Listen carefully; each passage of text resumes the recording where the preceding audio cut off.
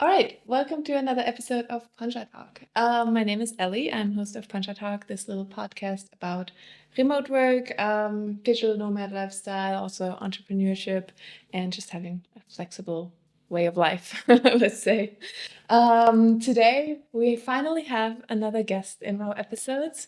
My good friend Deniz from Germany, because today is also the first international episode of Poncha Talk, recording here in Germany instead of on Madeira for a change.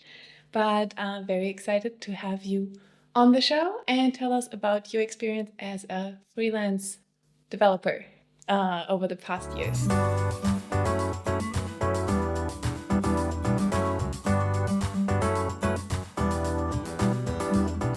Welcome again, Deniz, to our show. Thank you. Deniz is a good friend of mine. We've known each other for, I don't know. Quite a few, 7 years, 8 years, I think. Is it really? It is. Okay. It is. Deniz is husband of one of my childhood best friends. And you've also been helping me out with a lot of things. So whenever I have any questions, I come to you. And you've also helped me out with a lot of freelance questions when I had my little 3-month freelance career. Sure. So thank you for that. And thank you for being on the show today to tell us more about your remote work and freelance career. Because you've been doing it for 7-8 years now, huh? Yeah, correctly. So I've been on and off on the whole topic, but I can definitely deep dive into it after probably just telling you a little about me. So I'm Deniz, 29. So I'm mainly working as a freelancer, a contractor for corporates, and since I would say like I've been 18-ish, there I started doing this. So this is something that's going on over 10 years. But with the main focus to do this freelancing as my main job or like doing it full time is like about a little over 4 years now. And I've been also working on different ventures in the meantime. But freelancing has been like my main thing the last 4 years. And some of that time also remote, as we have also talked about, and also went for the whole scene. And yeah, happy to tell a little more about that. So, well, you said freelance. I don't know if we even told them what you do. You Yeah. do Yeah. full stack development, right? Correct. I'm making sure that the buttons are turned from blue to green. No, so I'm mostly working with larger corporates and doing like working as a full stack developer, an architect, and usually my main clients are big corporates. So it's becoming mostly like complex technical setups and team setups. And I'm working as a web developer in that topic, so full stack web development, but with the context that it's usually like more complex business applications. So it's not smaller websites like let's say medium-sized e-commerce stores. It's usually like e-commerce stores with like $1 billion plus revenue per year, or like configurators for car manufacturers. Like as you know from in Bavaria, we have a few manufacturers here. They have like those quite complex configurators where you can make a gazillion of different options for your car configuration. And those applications I'm definitely working on. Yeah. Cool. Very complex. Yeah. So, well, you started off doing freelancing on the side, and then eventually you decided to quit the safe, secure, full-time employment. Right. What was that like, and why did you decide to do it? Yeah, it was actually a really interesting time too. I mean, 2020, it was the pandemic and everything. So when everybody said like, I'm happy to have security, I was like, no, let's take all the security, put it aside, and become full-time self-employed. My main thing was like I always had this entrepreneurial mindset in me, and I've felt working within a company that got limited to also company politics and being an employee. You cannot do things the way you think could support the customer best.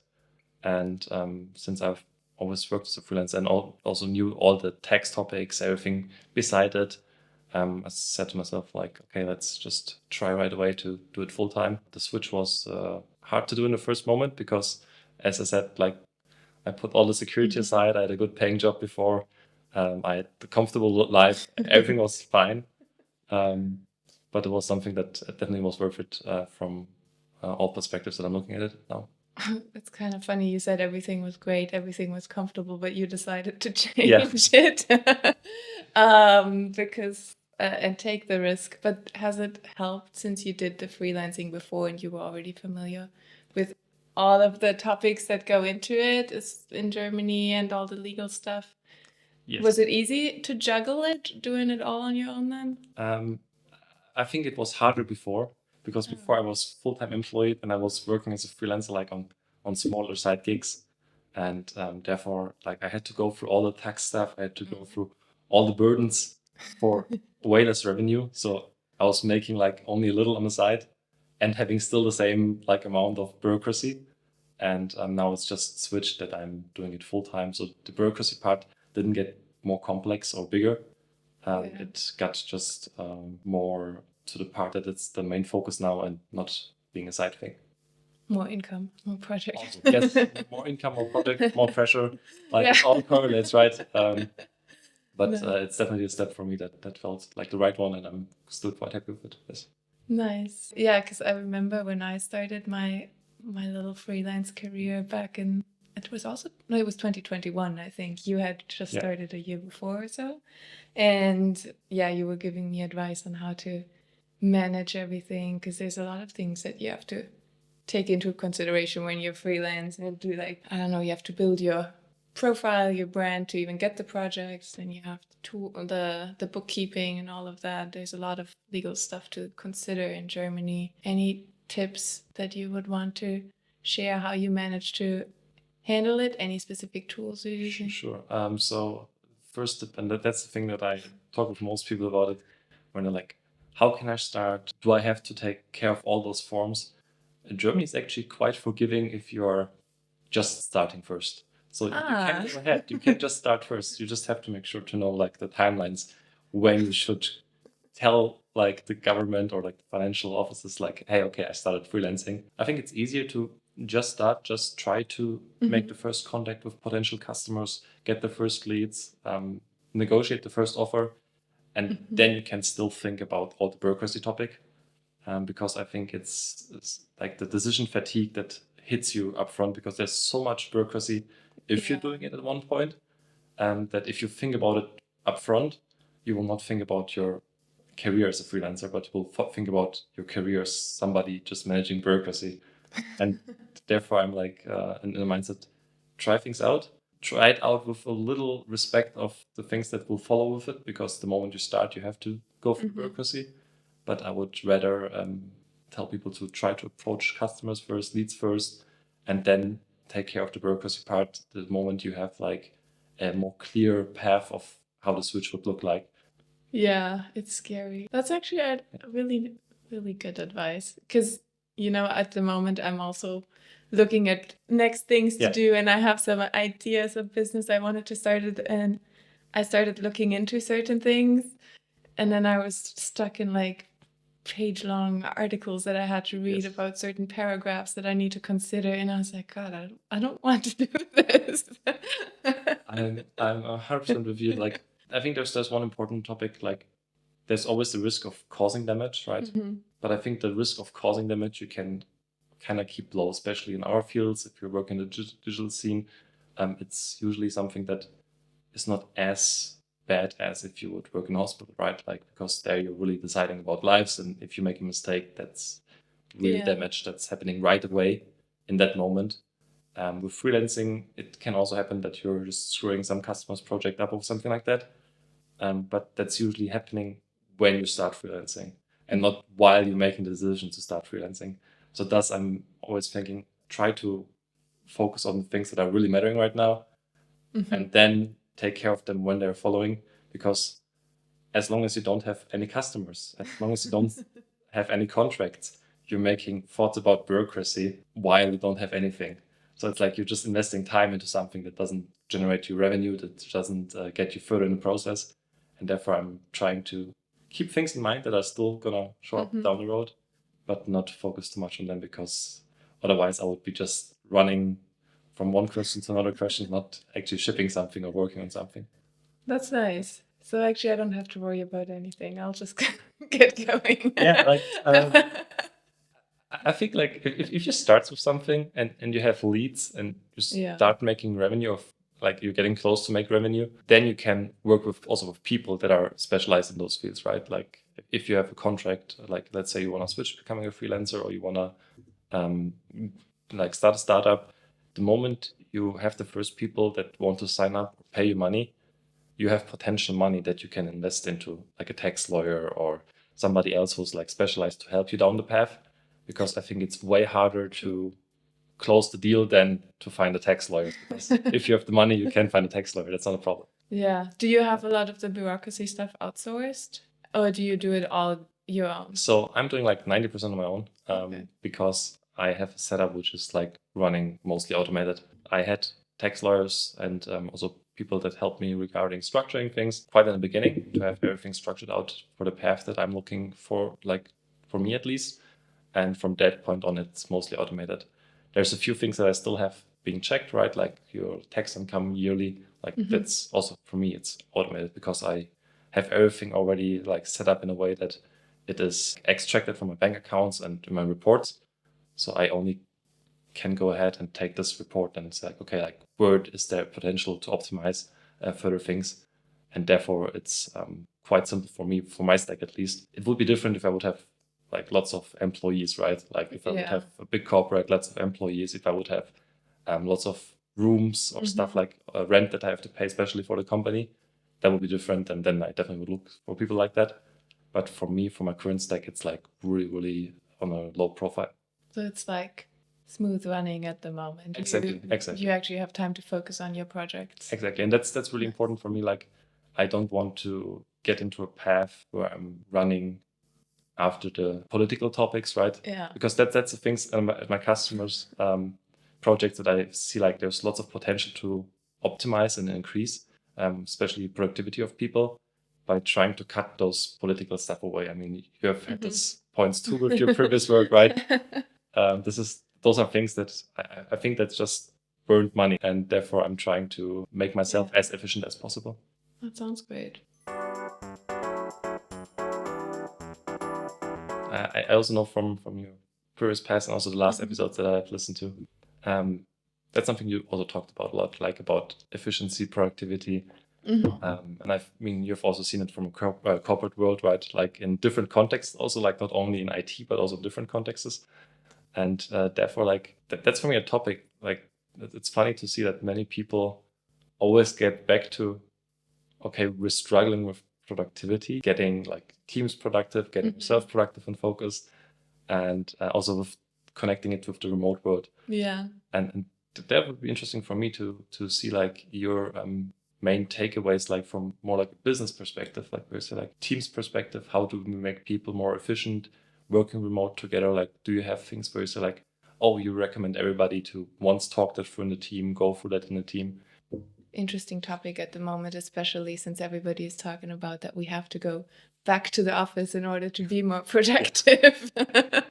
But no, I don't think that's true. I think if you manage, remote or hybrid teams properly, it's very possible to be productive. I mean, I've worked from all over the world, basically, and a lot of people never even realized that I was not sitting at home in Germany at my desk. A lot of it is, I think, having the right mindset, so that you don't allow any other distractions that might come really interfere with your daily work, but you're still like focused on work when you're working.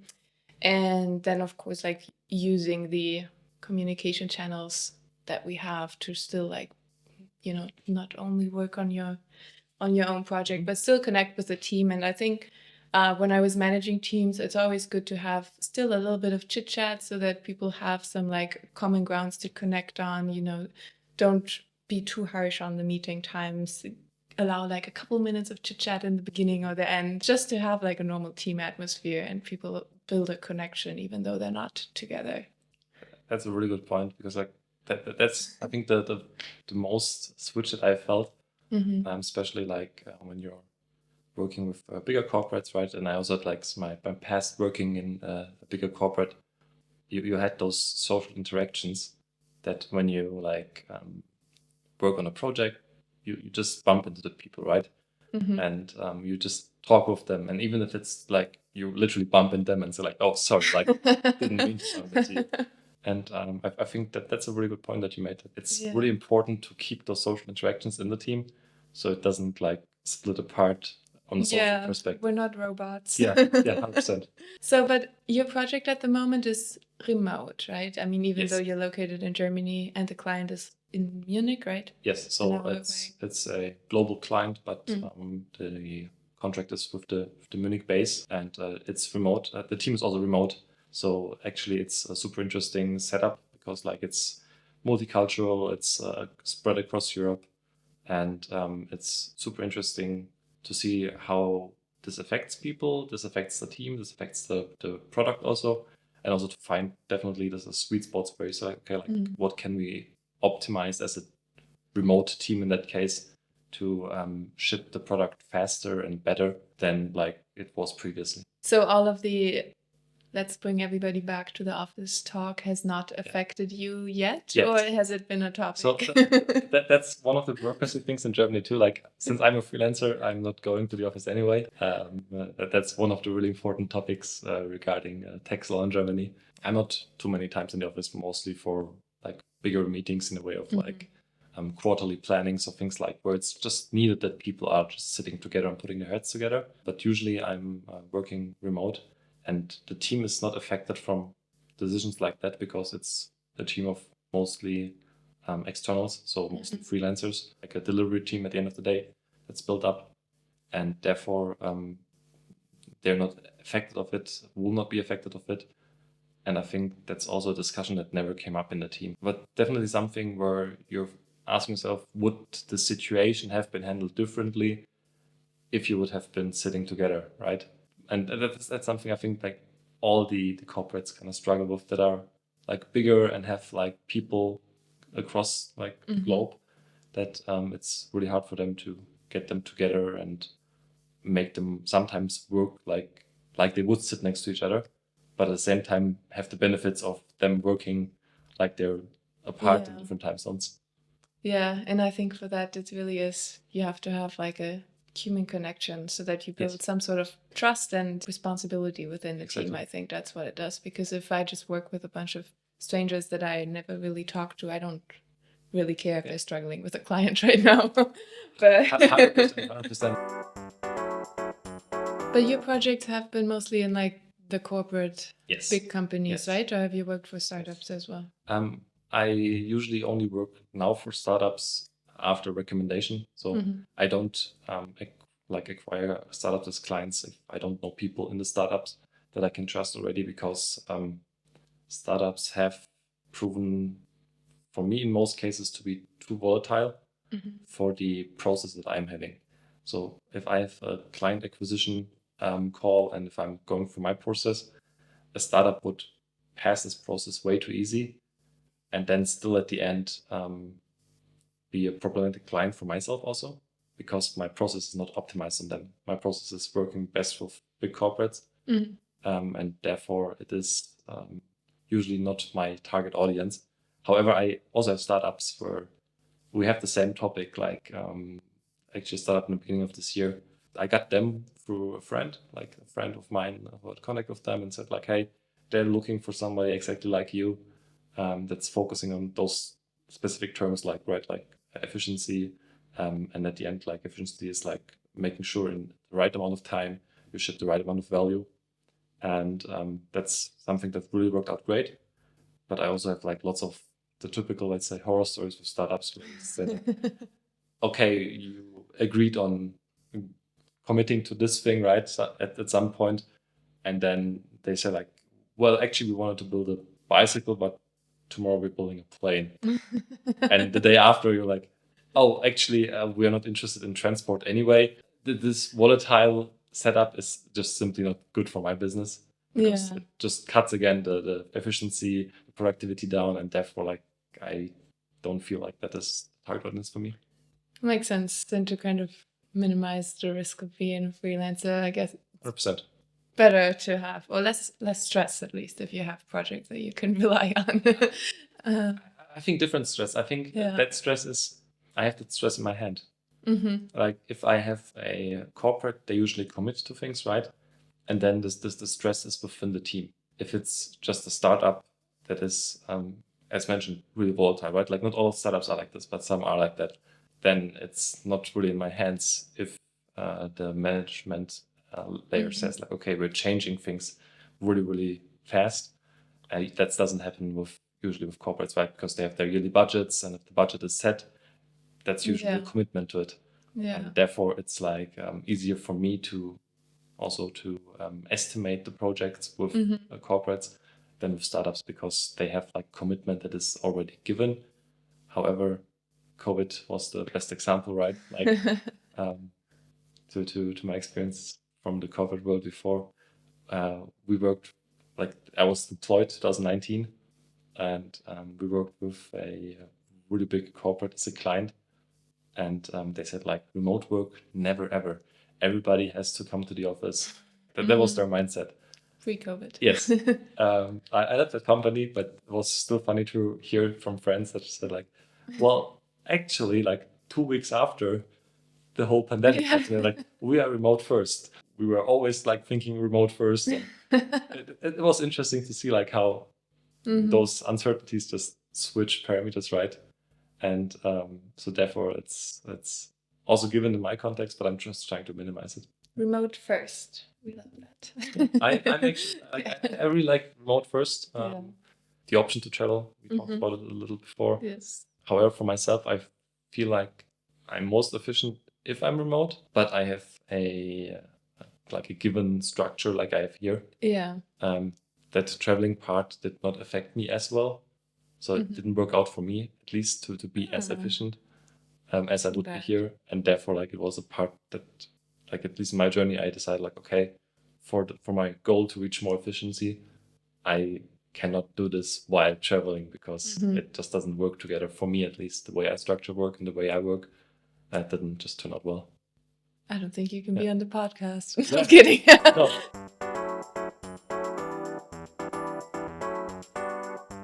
I never knew that you didn't think that it worked out for you. But why was that? Were you just used to your setup here, or? I think it's multiple things. It's one thing that I didn't travel alone. Like during my road travel, I had my wife with me. Your structure is somehow bound to also what you want to do as a couple together, or you would like to do with friends together, right? Like that would, if you would travel with friends, it's again something that you have to arrange. And I just feel like that my work of putting out efficiency works better when the structure is clear and I have a clear cut. Like I have a cut. I say like, okay, I can use this time for working on specific projects or specific topics and focus on those topics in that time. And the other time use for traveling, for just meeting new people, and not mix it together too much, because this mixing just turned my day more into chaos, which was nice. Like I'm super happy to have done this and also all the experience. But I feel like I'm somebody who just needs this given structure to a certain point, and that traveling and working together was a little too. Just traveling was like, okay, I'm working at this really important topic right now, but my flight for tomorrow was cancelled. I don't have somewhere to sleep for tomorrow evening. How the heck do I manage now all of those both things together? Because like I have 2 hours, I want to ship something, but also the airline hotline closes in 2 hours. So then you're screwed. Like okay, that makes sense. Yeah. And I mean that kind of goes with like my learnings of remote work as well. Because when I first started, I was backpacking and doing some freelance work on the side. And I started off like moving locations every 3 days. Yes. And that was horrible. I was not getting any work done. Yes. I was like on the bus trying to work. So then I shifted to like only moving like once a week, and also staying at more of like co-working hostels at the time, at least, where there was at least a proper desk to sit at. Yes. To have a little more focus. And then once I started working full-time again, I really slowed down the travel part and stayed in the same location for like a month. And then also put myself in like, the co-living, co-working spaces where I always stayed. Yes. Because there you have the structure, you have your desk, you have your work hours, and then maybe after after work you can go explore with the group, but it's more of a structure because everyone's there for working. Looking retrospectively, it would have also been the way for me if I would have done this travel like in a like slower pace, I would say. Yeah. Because we had like in 6 months we had like 18 flights in total. We also had to come back once to Germany because friends got their child, and it was just too much taking away from my day, organizing the whole travel and working on the travel topic. That if I add the working on top, I would have not seen too much of my travel. So I would have been traveling around, but sitting in front of the laptop just somewhere. And this is not, I mean, this is not the thing you want to get at the end of the day, right? Like you don't want to fill your time that you would have to spend outside to a different culture, being exposed to different people. You don't want to spend that time organizing stuff, working the rest of the time, just to travel somewhere else and have a different stamp on your passport or something like that. Like that was not our goal, at least. Yeah. And therefore, like I think the Lisbon part was the best because we had actually rented like a flat for a short amount of a short period, and we stayed there for like 6 weeks, 7 weeks, and therefore that was like it was quite settled, right? Like the first week is sure exciting and things are changing, but after the first week you get into a mood and a flow again where you have like dedicated working times and you have dedicated free time. As example, also on the Maldives for like about 6 weeks too, we were like just traveling from island to island. We've seen like 10 islands in that time. And there again, it was like you're having a spot for like 3 to 4 days and you just get used to that spot and then you're moving again. Yeah. And I also felt like that setup is simply not the best for me to be productive in. Now that you have the learnings, do you ever want to give it another try again to do like a, I don't know, co-living setup or a slow travel remote work? Yeah, I think the slow travel thing is definitely a thing that we will do. It's a little implicated also with the people I surround myself lately. It's becoming more and more a topic. It's like, okay, let's just go somewhere together and work from there on different projects or same projects, just to have a different context also, right? Like first inspiration that you get from being somewhere else, the exposure to different people, to different culture. It's always feedback that you can use also in a positive way. And I think this is something that there's definitely like gonna be paths in my future that I'm gonna do that. I don't see myself though to say like, okay, I don't have a base anymore. Like I don't have a home I could return to. That was cool for the time being, but it was for me to volatile in that case. But I think that setup that you've done the last months, I think that's definitely the way I would go in future too. Nice. Happy to hear you're not giving up on the remote work and travel. It really is all about how you approach it and find whatever is the like pace that you're comfortable with your routines and everything. Exactly. And I mean, that's also the same thing, right? Like we talked about this before with the decision fatigue. On one way, it was about taxes, right? But then the other way, it was also about travel. And that's also something that I've learned quite early in my travels, luckily, to sometimes just book something. Just book it, just go there. If it doesn't work out, try to rearrange. And don't overthink where you're going to go next, what you're going to do, because that just takes from your time that you actually want to spend at a different place. I think that's something that regarding traveling, like decision fatigue, that might affect even more people than I had mentioned before. Because since then I'm talking to people that are traveling and I see this issue occurring always. Like it gets into a point where there's lots of planning involved. You want to make it fine for everybody. And I think it's really important if you're like doing remote work to not have this decision fatigue in anything or in your life ongoing, because that will just cut down from your capacity and from your productivity.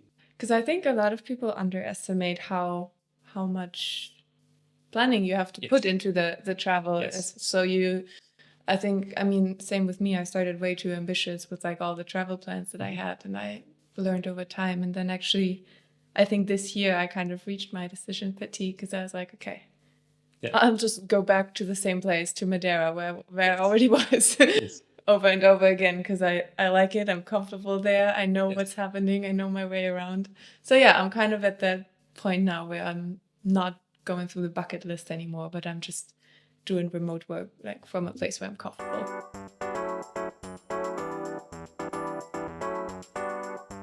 Usually I always ended the interviews with a question, what was your favorite Madeira moment? Yes. And you spent 3 days on Madeira, right? 5? So officially we booked like 6 days in Madeira, and then my wife got sick for like 3.5 days, I think. And that left us with like 2.5 days. There I could at least get a little of Madeira and saw the beauty of the island. And the coolest part definitely was we made this hike to this special forest. I sadly forgot the name of the mountain. Exactly. And it was like we're standing in front of a forest and there was no signs, nothing. And we're like, okay, like we made it so far, but how do we get to that one special spot, which is way further, like behind the forest? And like, let's just walk through the forest, right? And I feel like somehow we had some kind of looks into us, like that people thought, oh, they know what they're doing. So we started walking through this forest, and like people started gathering behind us and walking us and following the leader. So I was like, no cell phone signal up there. We have no clue where we're going. It was a little cloudy, right? Like it was like all the settings were just like, this is pure chaos right now. But it was cool that all the people there, we somehow managed to find our path through the forest and reach that spot. At some points we were definitely lost. Just if you have a few people around you, like if you're in the middle of the forest, it didn't matter, right? Like we're happy also in the middle of the forest. We had no clue where we are, no cell phone, nothing. Like if I would say, okay, yeah, like, it sounds boring, but it was actually fun being lost with people and also just like saying, we take it how it comes. Nice. And that was actually a really, really, really cool moment for our whole travel. Like not only Madeira, but our whole travel. To just like sometimes just if you don't know where to go, just walk in the forest and somehow you'll make it out at one point again. Yeah. It's great life advice. Yeah. Thank you very much for all of your input and your stories and tips. Since this is the first episode that is not recorded on Madeira, at least we have the first Poncha Talk episode where we actually have Poncha present and have a little bit of Madeira here. So that's for you. First of all, that's really, really cool. And I will really make sure to enjoy this one, especially. Thank you a lot for having me. Thanks everyone for listening. As always, don't forget to like, subscribe, share, rate, whatever you can do on any of the podcast platforms. And we'll see you next week. Bye.